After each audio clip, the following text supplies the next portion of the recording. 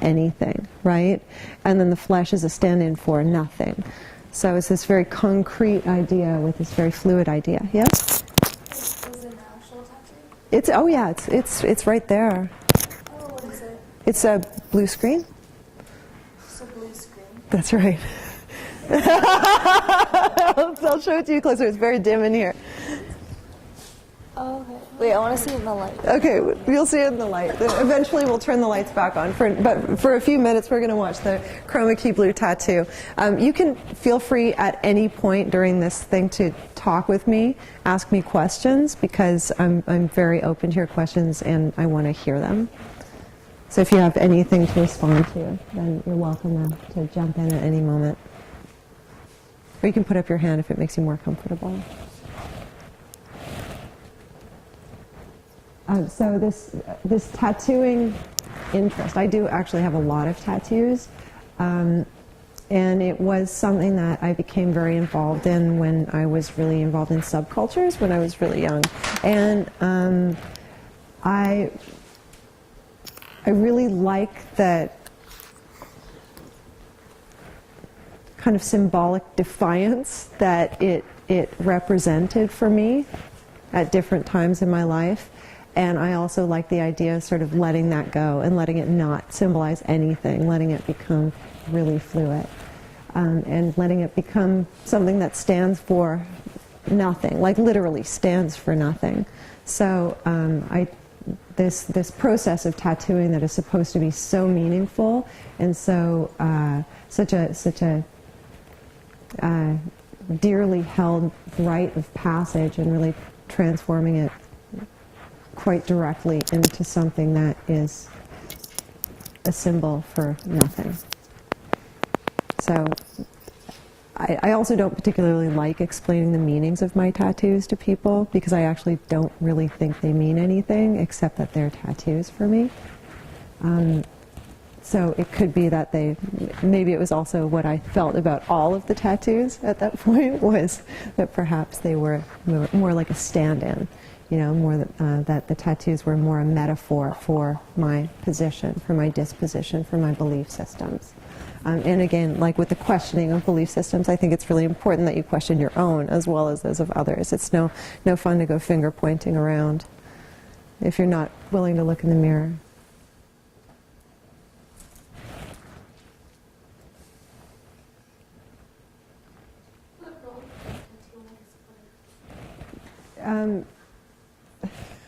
He just did it. Yeah, he just did it. I paid him. That was that. It's pretty clear-cut deal. He showed me the colors I could select from. That was about it. Yeah. How come you decided to get a tattoo Chroma Key Blue? I mean, you're a sculptor, right? You're not. Do you make a lot of video or? Well, okay, so here's the thing. I make different kinds of work. So sculpture is one of the kinds of work that I make, and a lot of the work that I make crosses disciplines. So I consider myself to be a conceptually motivated artist that works in between disciplines to realize different projects. So sculpture is often the way that I manifest my ideas, or installation, or video, or sound, or print, or drawing. So a lot of the sculptures start as drawings, of course, or start as research projects, or some combination of research project and drawing. So there are a lot of different considerations that go into it. So I don't, when people ask me what I do, I say that some people think that I'm a sculptor, but I don't necessarily define myself or any artist by one part of their practice. I think that integrating or having the idea that an artist can apply their ideas to different techniques, materials at different times in their life and in their practice. I mean, let's face it, we're doing this for our lifetimes. So if you can only make one thing because you're known for that thing, then it's very limiting. So I like to consider myself an artist before I would be a sculptor. But if people ask me what I make, I say I often make sculpture and installation. But then installation is kind of a catch-all for anything or whatever. Okay, maybe we should put the lights back on. Are you guys tired of being in the dark? I mean, it will go on like this for 20 minutes and it will loop. And it will continue to. How long did it take? About an hour and a half. But yeah, you, oh, sure. Oh, it's actually out. Yeah. And I really like it because people think it's a cover-up, like I thought something and then I changed my mind, you know? Like, what did you used to be like? What did you have to come, like this sort of secret past?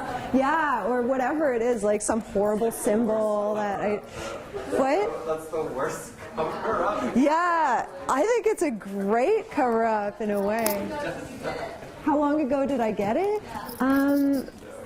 It was a long time ago, because I actually only showed this video for the first time in 2011, but I had the tattoo done in like 2004. So I had it done 10 years ago. So the blue, so when you think about like the blue screen and how they use it in media, Yeah. That's a stand-in for whatever information you would want it to be. So it's a projection. I mean, quite literally a projection, but it's also like a sort of emotional projection or like an opinion projection. It's like, what did that used to be? That you like the, it sort of gives somebody a target for nothing, which is kind of awesome. So, and then I made a book about it, and the book is like a really crude print book. I think I showed it in another class earlier. I did, right? But so this is just like, I want to use this work for you guys tonight to just as like an entry point into my work, because while a lot of the images that you'll see are sculpture, it's not really the be-all and end-all of my practice or anyone's practice, I don't think. I think most serious artists are like into looking around and seeing what might best represent whatever the concept is. And certainly different things are good for different venues too. Like something like a video, for example, you can put in the mail, whereas like if someone were to have me mail them a sculpture, it would cost them thousands of dollars just to get the sculpture. You know what I mean? It's a pretty big price point difference, so there are different points of access that different media has. So while it's very satisfying to have a very substantive sculpture in front of you, it's also very satisfying to put something in the mail for $3, you know, and show it somewhere. That's amazing. Okay, I'm just going to read you some quotes, because sometimes when I'm working on projects, I look at what different people have said about the subject that I'm going to start.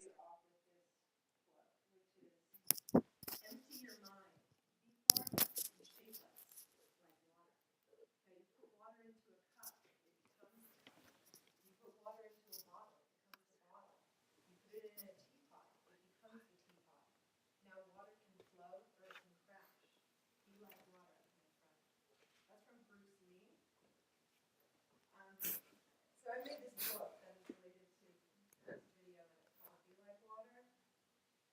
But there are a lot of quotes in here that are also about nothingness, repetition. This is a Roland Barthes quote. The actual form of mass culture is humiliated repetition. Always new books, new programs, new films, new items, but always the same meaning. It's a little bleak. What? Or William Epsom quote. It is this deep blankness is the real thing strange.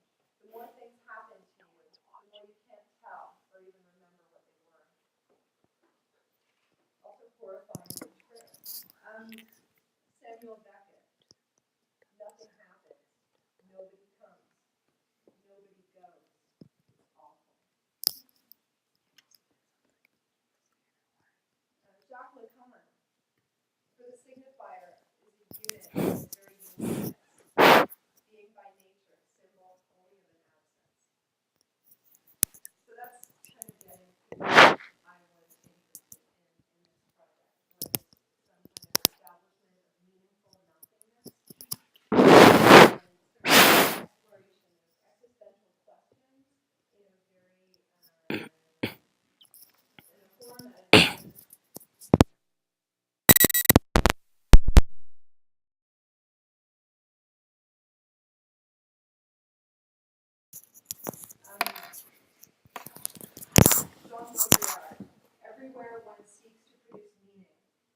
world signify, to render it visible.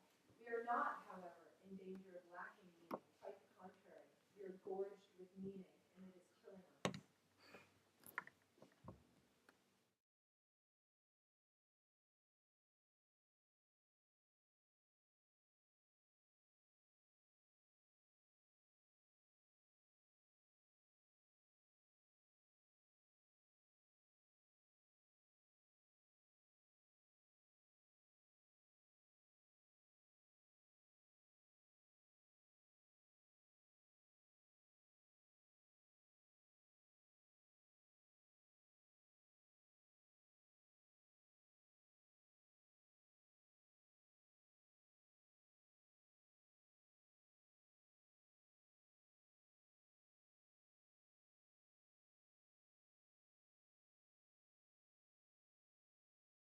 Go. So if you can just pass them around, you got one of these already, right? Okay. If you can just pass these on, and I'm going to put some of them here, and if you have one, just pat it. If you don't want it, just keep them moving. So this is a project that I have up currently at the Armory Center for the Arts in Pasadena, and it's called Stabilizers.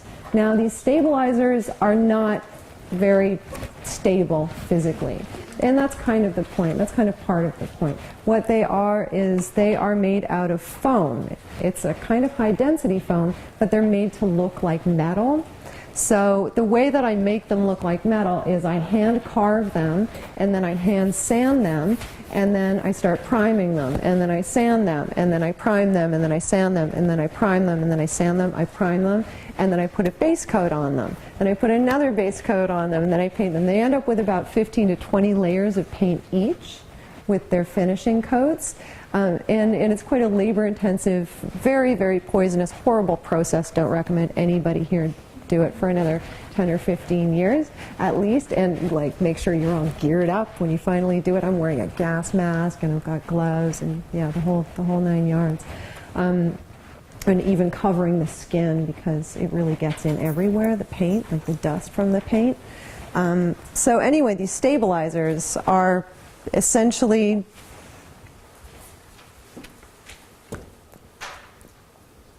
mimicking infrastructure of safety within buildings. So what they do is they provide these, they're very large, and they bracket areas that aren't usually looked at in architecture.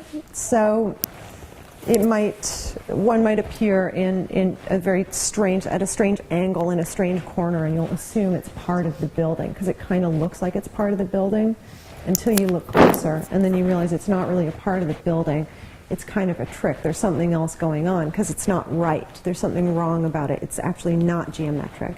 It's all very, very handmade. Like the way that I make things, I allow the artifacts of their making to be incorporated into the presentation so that when you see the work, if you look close enough, you can see little hand marks in there because it's all by hand. There's no machine involved. So it's quite flawed. It's very deeply flawed. I mean, as anything that's produced by a human being is in some ways deeply flawed. So I can show you some images of those, but there's like a little essay that's probably about something about what I was just saying, but in curatorial terms or something. I didn't write it. But the question I'm putting forth with those works, or the problem I'm interested in, is the presumption of stability in the cultural environment, not even about the built environment. So it's not even about the building, it's more about the sort of psychic value of the building as a symbol of culture, as a cultural institution, as a museum. So those are the types of systems that I'm interested in questioning. And it's not necessarily an aggressive thing or even an oppositional thing, but for me, the types of questions that I want to ask are questions that I feel might have a chance to change my ideas about the world a little bit. So I'm going to get out of this. Do you guys want to see some images? Yeah? Okay. So I'll show you some images of some other works. and we can keep playing this afterwards. Oh my gosh, is that yours? Uh-huh. I saw that live. Oh, you did? Screens, yeah. Oh, cool. Well, you're going to see it again. Yeah, that's awesome. I see. Something funny happened. We have a beach ball. Oh, it's going on. Sorry, we have a technical difficulty. Okay.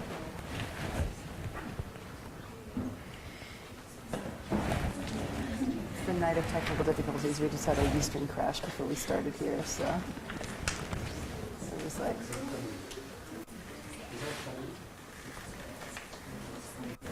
Okay, you should be cool now. That's presenter view. It's fine. Okay, all right, cool.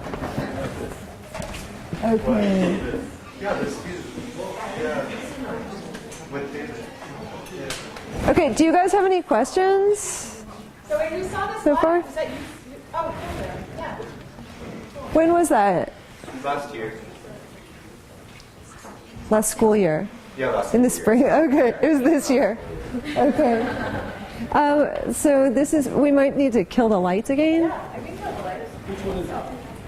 The one that's flipped up. Yeah, there you go. Okay, so the color's kind of funny. Oh, is it? Yeah, it's too green on the, but that's okay.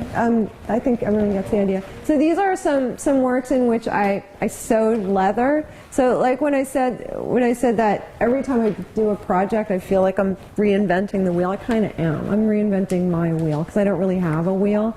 It's like my wheel is all kinds of different shapes, and I chip away at it. So, but once again, the thematics of the work are the theme is presented very differently, but the thematics, the fundamental structure, is still very similar in its inquiry. So again, this is a work that is inquiring about belief structures or about rituals within a culture and within our culture. Oh, it's looking different all the time. It's like a video, but yeah, it's kind of cool. That's fine. The more pink version is the real one. Yeah, so I use these structures that are. What? Yeah, it might be the bulb, but yeah, I'm a blank. I use this structure that's called Maslow's hierarchy of needs, which is it's a psychological model that was produced in the 1950s, and then it was used to sell all kinds of stuff. And it's used, essentially, this pyramid chart is used as a symbol of authority, usually in the world of business and in the world of belief systems themselves, like in actual religions. They're used to promote the religion to newcomers or to the congregation, you know, preach to the choir, why not? You want to do so with authority. The pyramid is a very ancient and trusted form. Who wouldn't believe you if you had such a fancy chart anyway? So I constructed these spider webs of these interconnected Maslow's hierarchy of needs-based charts. And they say all kinds of different things about aesthetics and love and growth and investment banking, and they say a lot about God, and they say a lot about prayer. I'm going to skip to another one just for a second so you see a little more. They say a lot about society, about how we conduct ourselves and what is important to us. And then these are contrasted with these castings of dead animals, and one is a goat head and one is a chicken. And the chicken is reproduced in its entirety in cast metal. It's in aluminum, and the goat is in bronze. So you Yes? casted the actual dead animal? Oh yeah, I sure did. So the animal's in there? No, what I did was to clarify, I cast the animal in alginate and did a wax one-off. So it's like a one-to-one value of the animal in the object, or essentially the same thing. It's not from a mold, so there's no mold, there are no extras reproduced, as is often the case in that material. So that's the first one. Where did you get the goat? That was a really complicated story. I had a lawyer who is a collector of my work, and he was on the phone during his lunch break for an hour every day for a couple weeks to get that goat head. So it was kind of complicated, very complicated. Hard to find a goat, harder than you think, because somebody has to die.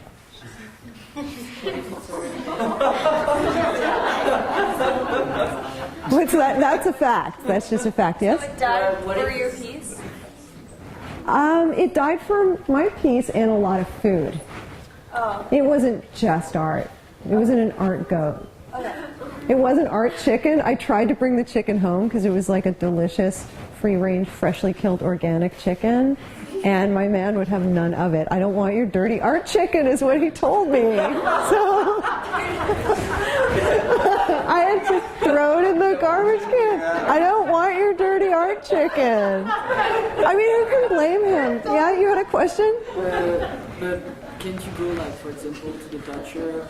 You He kills animals and, like, he doesn't use the head, and you're like... exactly what I thought, right? You make birria, you don't use the head for that, you use the rest of the goat. So I tried. I started with butchers, but there are health code laws. You can't have fur at a butcher.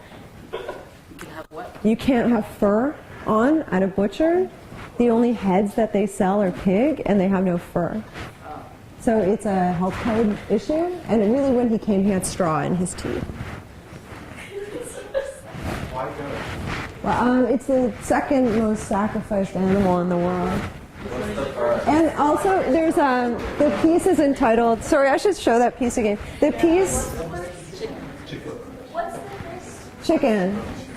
So, yes, the chicken is the first most sacrificed animal in the world, and perhaps on our own table. So, the goat, the word tragedy evidently derives from the Greek words for goat song.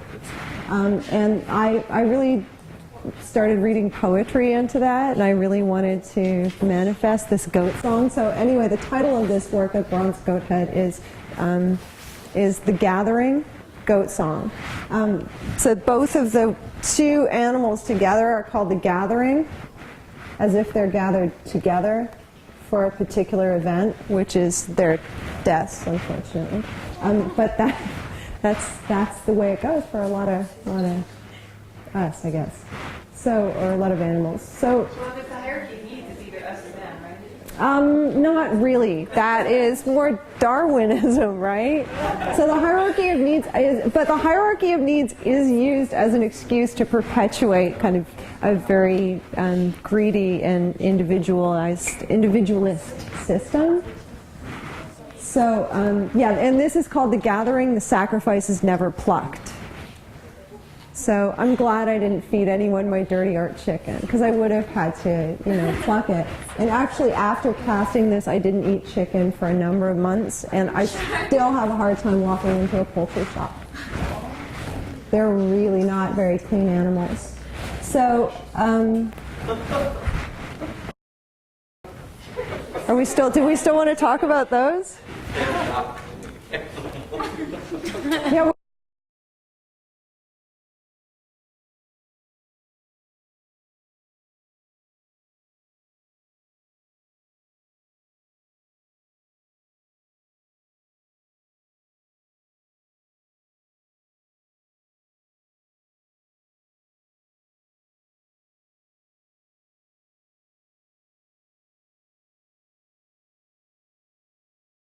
Animals.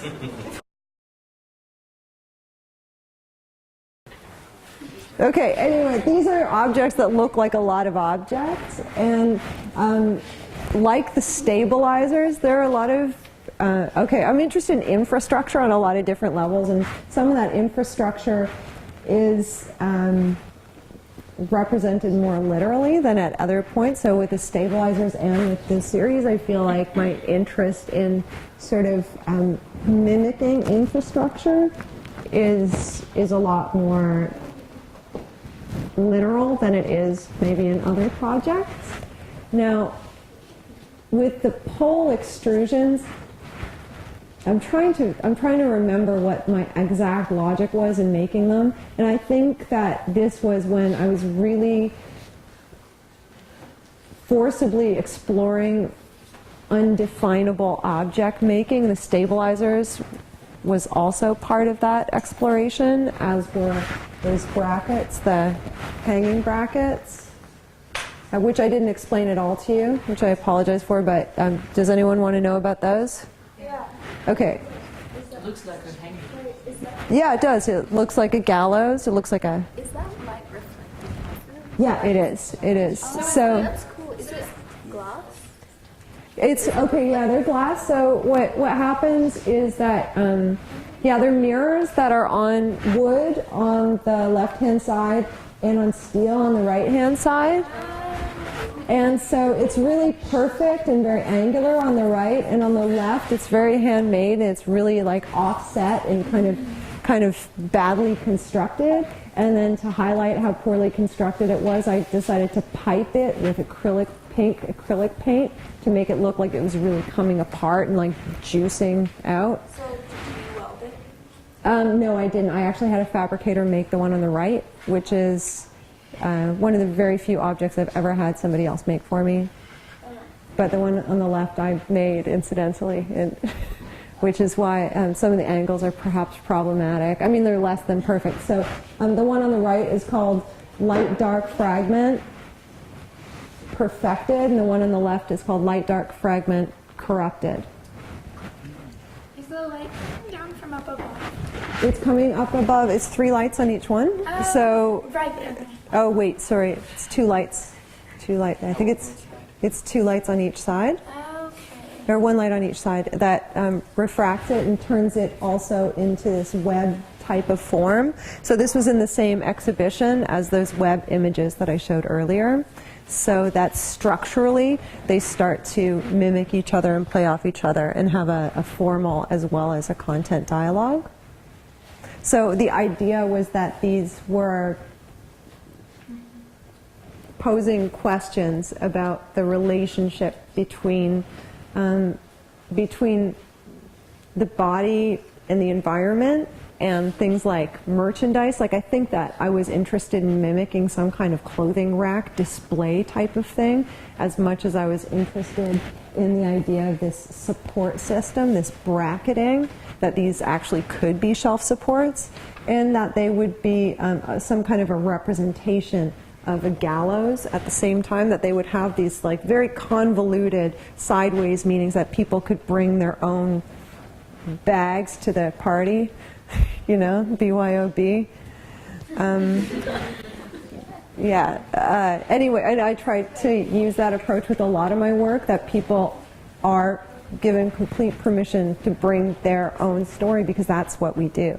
That's the way that we're able to enter ourselves into other people's narratives, right? And that's what gives us meaning for the work of other people.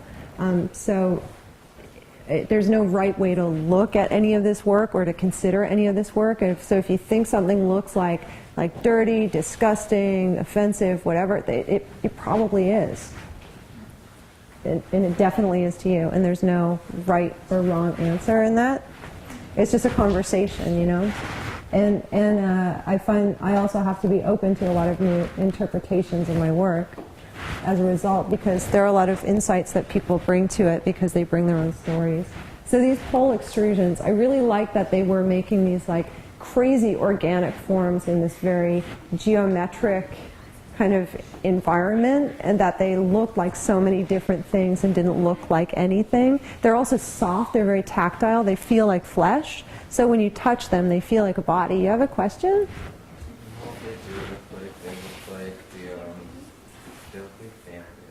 Like what? Bamboo. Like bamboo? They do kind of look like bamboo. That looks like a brain. Then, or like a brain. Yeah, because they're like kind of flowery, blossom-like things. So they're, but is it steel, the one? This is aluminum. The bases are aluminum, and on the tops are cast tin silicone. So they're pretty soft. Some of them are softer than others. It depends. You can get, the silicone comes in like different grades, and if you get a lower grade, I think it's softer, or I can't remember what the scale is like. I used 2017 Mold Max, I think, is what I used. Which one's the softest? Oh, I don't know. Oh, you don't know. Yeah, no, because I didn't use the softest ones. That was one of the issues, right? Is you have to figure out what is going to stand up but move enough that it's going to do the thing that you want to do. Because I really like, they actually wiggle when people walk, past them. So they're really kind of, they can be a little upsetting. Certainly people love to touch them. And so far I've allowed people to touch them when they're on exhibition because they're washable. Where are they now? They're in Toronto right now, but they're coming home. How big are they? How big are they? They're, well, the one on the left is maybe about this tall. How big is like the middle one on the right? The middle one on the right is actually shorter. It's about like that. So, but then there's another one that's maybe 7 feet tall. Yeah, sure. I mean, it's a funny thing with images, right? Like, I've seen a lot of sculptures in museums that I've seen photographs of before, and I was so bummed out because the ones that I saw in the museum were like 1/8 scale. I was like, oh my God, that's you? Oh, like, because you feel like you made this friend, right? When you see work that you love, and then your new friend disappointed you by being this diminutive version of itself. You thought you'd see more and you see less, like the photograph is better than the work. Did you have a question? Oh no, we were just like talking about Like the Mona Lisa. Oh yeah, sure. Like when objects are reproduced so many times, right? Sometimes you imagine it could increase the meaning of the original, but sometimes the original just looks like a fake. I recently bought the first painting I've ever bought in my life, and it's something from the early, when's it from? It's from I guess it's from the early 18th century, so it's from the 1700s. So it's from the 1700s. It is a porcelain painting, and it's the size of a postcard. I got a super deal on it on some weird auction. Anyway, it looks like a fake. It looks like a postcard in a plastic frame is what it looks like. So, and it's super funny. And there's a lot of art that's like that. So I try to be cognizant about scale and scaling objects to the body as much as possible, because really the viewer completes the work, right? And they can't do that in a photograph. So, and unfortunately that's the most convenient way for me to show you guys my work.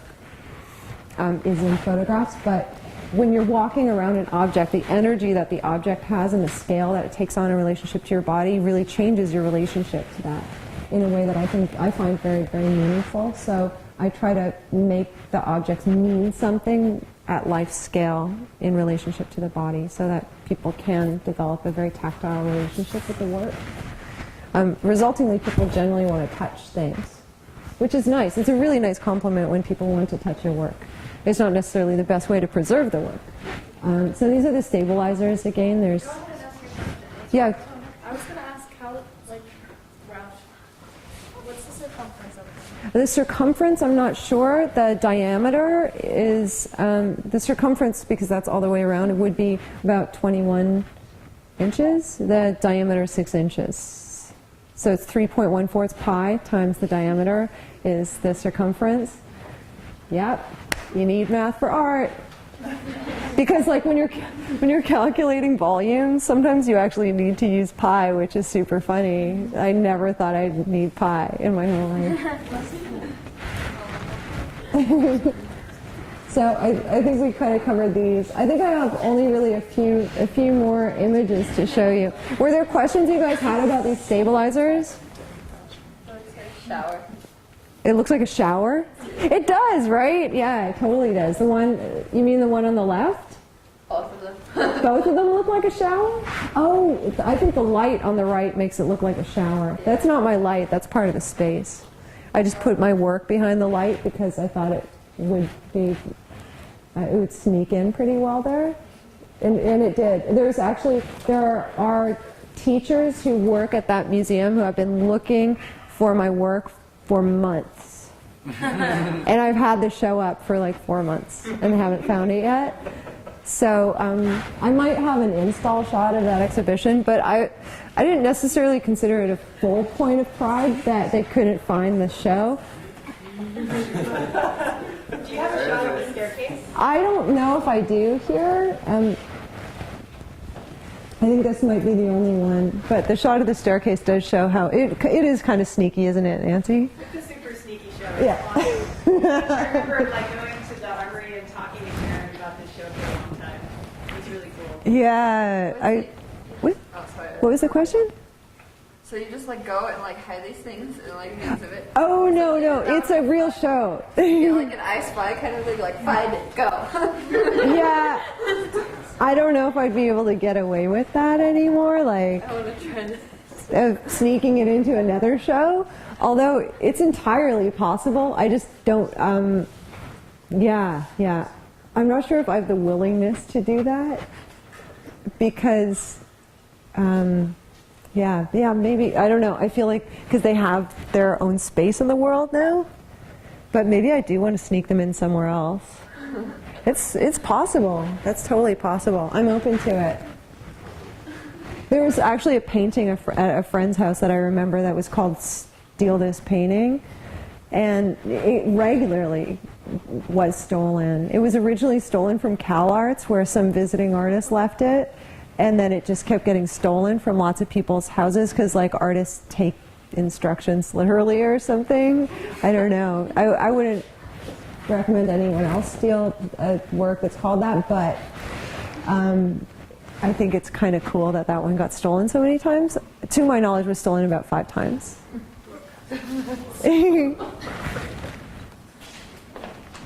This I think you saw already, sort of.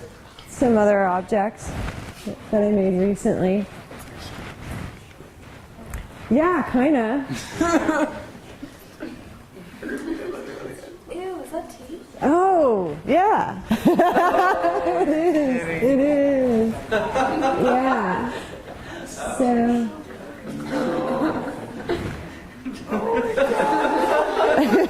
So objects get all kinds of different responses from people, you know? This is so pretty. Those teeth? Yeah. Teeth really bother a lot of people. That's pretty common. And like anything that like sort of suggests kind of mouth violence or something really offends people. It's sort of like the eyes too, you know, the really tenderest spots where things go in, or, you know. Yeah, it's really hard for people because there's like some empathy because you see yourself in the teeth somehow. It's like, that's a part of me. What is it doing up there? It's very funny. Yeah, people are emotional about teeth. So that pole, is that part of the architecture that you... No, that's the piece. Okay, so the pole... Yeah. Oh, yeah. No, I installed that pole. So the pole looks like a subway pole, like public transportation. I even brushed the aluminum because it didn't look like that. It was too shiny, and I was like, I hand sanded it, you know. So yeah, it's very deliberate, very forcible manipulation of the space into something that looks sort of like public transport. Interrupted. Pardon me? What's the shirt for? Oh, okay. This is a series of works that's called Plus Action Minus Action. That is it's a series of frames that have T-shirts on them that are dipped in silicone, and they're made to the measurements of different friends of mine.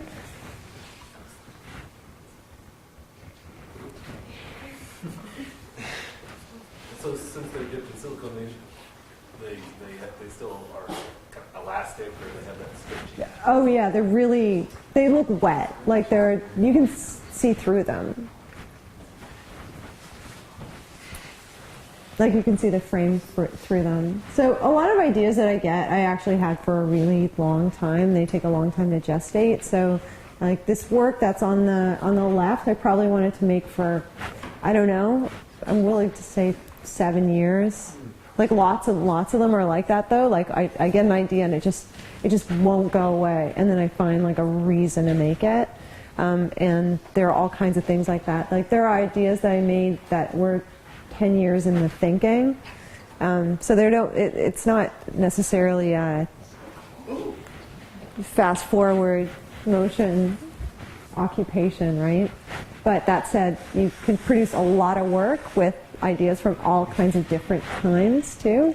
So you can kind of pick and choose and see what is going on in the dialogue within your practice at that time. So these are in the same series also as some of the other works that I showed you, like this I consider to be in the same series as the stabilizers. I think I showed them the stabilizers, the pole extrusions, and these guys. They're sort of my slow burn series is what I call them, which is not stuff that I have any deadlines to make or anything like that. They're not really project based. They're just more interest based, and they're just to feed myself my personal satisfaction with my studio practice. This is a piece called Signs Point to Yes, and they're actually fairly large objects. The two longer ones are about 9 feet in length and about 5 feet wide, and this occupied about 500 square feet. And they actually have a chromatic paint on them, so that all of the works in the whole installation look really different from every angle and in different light. So if you went at different times of day, you get a completely different exhibition than if you went at other times of day. A lot of my work, and through today, is also not only centered on belief systems and putting questions out into the world, but also on phenomena and mythology. And they're very, I would say they're relatively common threads in a lot of different artist practices. And this was my conflation of horror and fate, I guess I might call it. Chance, risk, always elements to consider.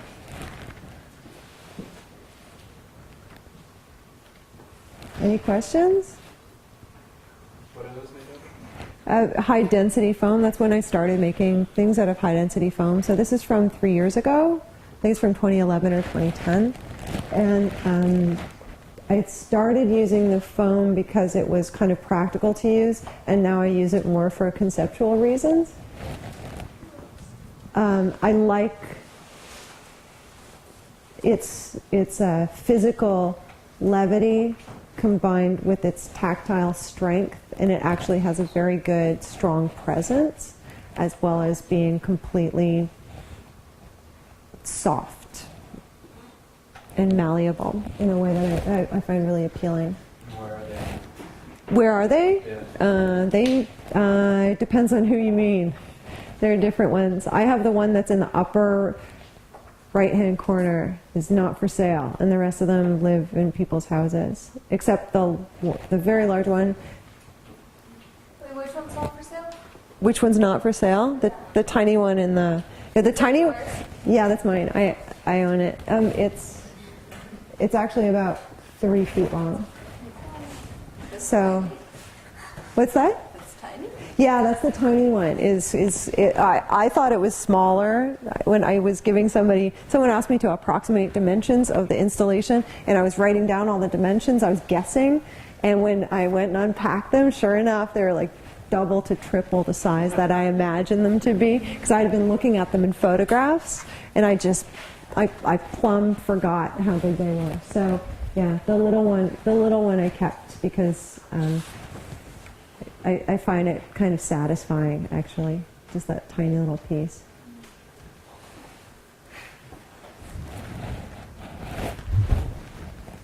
So it was actually, I think it was purchased with oil money. I swear, somebody in Texas bought most of this installation, and that kind of was ironic, right? Yeah. Okay, which leads into my next slide. Which is, okay, and then the next one, yeah, right, which is like, so this funny thing came up at Bank of America, and then I made an installation there. So it's not that uncommon for people to do really ironic things with their art money. So Bank of America had me install this, and not that they didn't pick it, a curator picked it, you know, but yeah, in the context of Bank of America, it essentially did function as institutional critique in the wake of record earnings following the absolute decimation of the country's entire economy. Yeah? Did they buy the work? They didn't buy the work.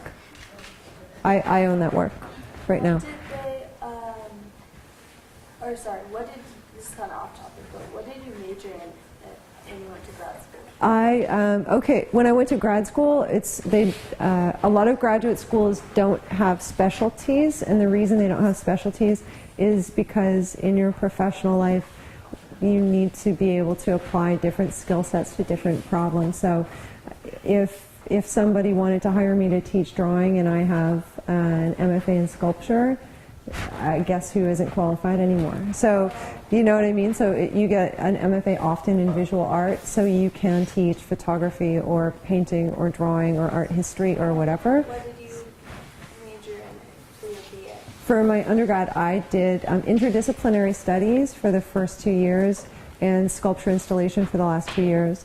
And the sculpture installation program was more interesting to me because of that particular program's focus on critical theory. So that was my entry point into sculpture.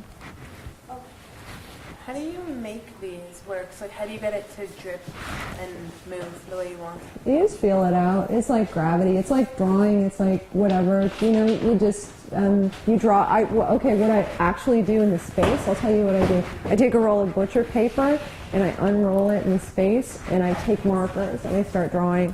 And then I cut templates. And if I'm not satisfied with the pull, like if it doesn't have the right feel, like the right gravitational feel, then I go with like different colors of marker, and I do different lines, and whichever line gives me the right pull is the one that I pick, and that's the one I cut along again until I'm satisfied with the whole installation. So this was originally part of a 1,000 square foot 10-piece installation, I think, or 8 pieces. So this is just one, and this piece is around 20 feet long. How much would you charge someone to buy Someone to buy? So, do you really want to know that? Yeah. Really? Well, it doesn't. Okay, so all right. So why don't I talk about value just a little bit? Because What's it made out of? this is made out of plywood. What? It's plywood that's conjoined end to end, like furniture. How does it get all glass? Did you paint it? Oh, I painted it. Oh, that's what makes it. Oh, it's all hand painted. You'll see on the right, see the like drastic imperfections from me spilling different colors of paint on it. That's me. Oh, is that the car paint? It's an automotive type paint. I wouldn't call it car paint exactly. It's more like Pimp My Ride paint. You know, like it's like a specialty automotive paint, so it's not like it's not available. Like if you couldn't take it to an auto body shop and say, "Can you paint my car like this?" because they'll say, "What?" No. Wait, so all the layers of paint is what made the edges like that? No, that's not paint. That's carved. So it's hand carved. So it's carved with well, not hand carved exactly. I carved it with power tools, but by hands. Okay. So first I cut it with a jigsaw, and then I carve it out with what do you call that thing? The router. And then I go over it with palm sander, and then I go over it hand sanding. Yeah? Why did you choose the plywood over the foam for this particular installation? Well, this was actually, I made the originals before I ever worked with that foam, and it's on the floor. So because it's on the floor, it needs a different type of durability than something that goes on the wall or on the ceiling. You know what I mean? Because like, I don't care what people say, they don't walk on the art, they do. And they do. Anything you put on the floor is going to get walked on. So you have to be able to change your materials for wherever it's going to go, like wherever its house is. So, and it turned out to be really good that they're durable because they've been moved around a lot and they get bashed around a lot. And all art gets broken. The more you show it, the more broken it becomes. And it gets more and more difficult to fix it. And the more and more fussy the finishes are, the more difficult it is. And the more time-consuming and expensive to fix. So, okay, value. Values of artworks are pretty random, and they're based on what a general market position is for emerging art, for mid-career art, for established art, and then on so many different levels. So if there's a demand from a certain number of collectors for a certain work, its value will eventually go up, or that series of works. Whereas it's not supply and demand, is what I'm saying. It's kind of, it's very malleable. It goes up and stays. You can't, the problem with pricing works of art is once they go up, you can't bring the prices back down because it devalues the rest of the stuff that's already out in the world. Or that's how it has been explained to me in the past. So value of works is, it varies for each piece. There's one of these, it's massive. I don't know. I mean, I honestly don't know what I would sell it for. If I were to sell it to somebody, if someone were to ask me for a price on it, I would probably tell them they could have it for about $8,000. It sounds like a lot of money, right? Because it is a lot. If I told you it cost $1,000 to make it, Okay. no, no, this piece cost about $6,000 to make in its entirety, but I've sold different pieces of it. So, I mean, anyway, art can be, if you go big, like here's another thing with scale, right? The bigger you go, the more expensive things. Yeah, the paint. The paint is $500 and a quart. So you use like 3 quarts. So do the math. That's not like with the plywood. So you need like top of the line plywood. You might need to hire a carpenter who knows how to do specific types of furniture joining, for example. And how many hours did it take you to sand it and join it all together? Oh, it was weeks. It was weeks. And I did actually hire a carpenter to join them end to end because I didn't, there's certain skill sets that I have with carpentry and certain ones that I don't have. And one that I don't have is joining when it comes to when things need a lot of force. Well, it's actually, it's 2 pieces of long plywood. Oh, you just put it together? They're butted together end to end to create one long piece. I see. So it's just like a wood joining technique that's very, very, very technical, and you have to really, you need somebody who knows what they're doing for something to have the level of durability you need for an artwork when it gets moved around. Because I could have made it temporary and I could have just done it, I could have just kind of fudged it and wood glued it or something, but it probably wouldn't have made it into the gallery in the first place, let alone to other exhibitions subsequently.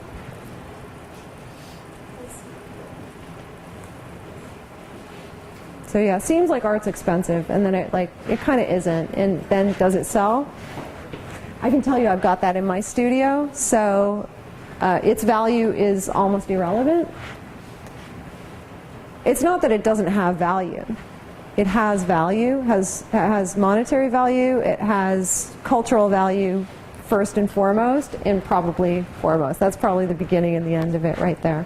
You know, so even if I sell it, it's not that it doesn't really change what the value is. The value is already established through its presentation, in a way, if that makes sense. And its value can increase from it sitting somewhere else and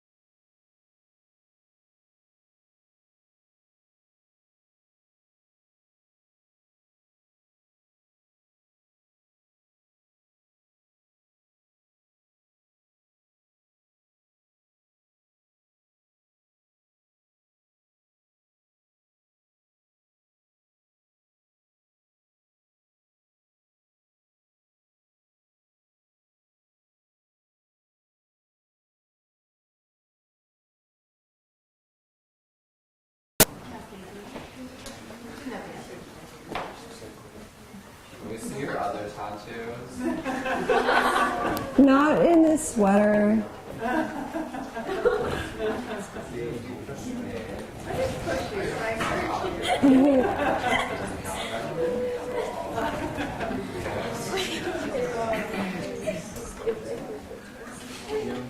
I can show you one other one. Who was it that wanted to see it?